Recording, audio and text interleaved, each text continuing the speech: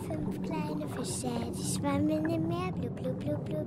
Es sagte einer, ich kann nicht mehr, blub, blub, blub.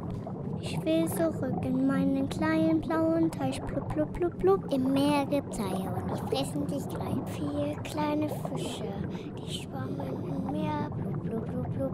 Da sagte einer, ich kann nicht mehr, blub, blub, blub. Ich will zurück in meinen kleinen blauen Teich, blub, blub, blub, blub. Im Meer gibt's Haie und die fressen dich gleich. Drei kleine Fische, die schwammen im Meer, blub, blub, blub.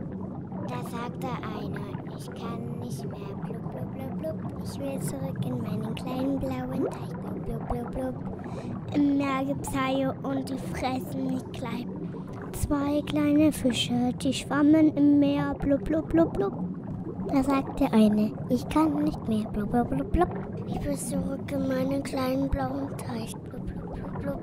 Im Meer gibt es Haie und die fressen mich gleich. Ein kleiner Fisch, der schwamm im Meer, blub, blub, blub, blub. Da sagte er, ich kann nicht mehr, blub, blub, blub, blub.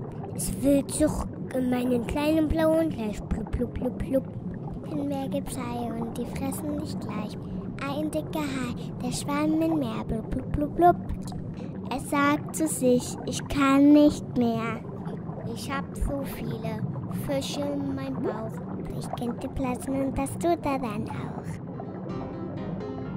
Das war ein Film von Anton, Hanna, Mia, Ronja, Melissa, Luca, Maja, Ella, Celine, Fabian, Tamara, Maximilian. Ende!